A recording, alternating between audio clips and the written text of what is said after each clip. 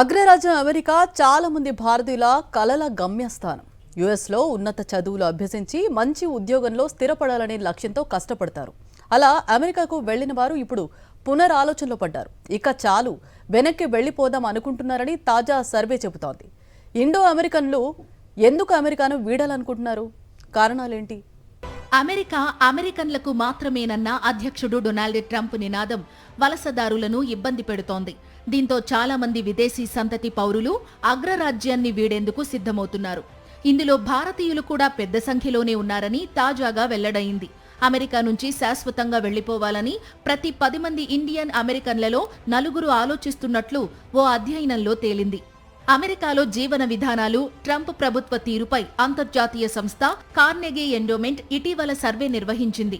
ఇందులో 40% మంది ఇండియన్ అమెరికన్లు యుఎస్ ను శాశ్వతంగా వీడేందుకు తీవ్రంగా ఆలోచిస్తున్నట్లు తేటతెల్లమయ్యింది. రాజకీయ అస్థిరత వల్లే తాము అమెరికా నుంచి వెళ్లిపోవాలని అనుకుంటున్నట్లు వీరిలో 58% మంది చెప్పినట్లు సర్వే తెలిపింది. రెండో దఫాలో ట్రంప్ పాలనపై తాము అసంతృప్తిగా ఉన్నామని 71% ఇండియన్ అమెరికన్లు వెల్లడించారు. 2024-25 నాటి గణాంకాల ప్రకారం ప్రస్తుతం 54 లక్షల మందికి పైగా భారతీయులు అమెరికాలో నివసిస్తున్నారు. అగ్రరాజ్య మొత్తం జనాభాలో వీరు 1.5% సమానం. రెండోసారి అధికారం చేపట్టినప్పటి నుంచి వలస విధానాలను కఠినతరం చేశారు ట్రంప్. ఈ ఆంక్షలతో సరిహద్దులో అక్రమ వలసల కంటే కూడా అమెరికాలోకి చట్టబద్ధ వలసలే భారీగా తగ్గాయట. ఈ మేరకు అగ్రరాజ్యం మేధో సంస్థ క్యాటో ఇన్స్టిట్యూట్ సర్వే వెల్లడించింది. ముఖ్యంగా H-1B వీసాల జారీలో భారీ తగ్గుదల నమోదైనట్లు తెలిపింది.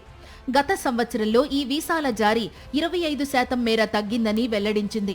ఇక $1,00,000 ఫీజు అమల్లోకి వచ్చిన తరువాత H-1B వీసాల కోసం కంపెనీల నుంచి పిటిషన్లు ఏకంగా 87% తగ్గాయట.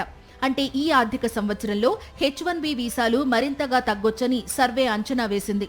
సోషల్ మీడియా వెట్టింగ్ తదితర ఆంక్షల కారణంగా విద్యార్థి వీసాలు కూడా 40% మేర తగ్గినట్లు వెల్లడించింది.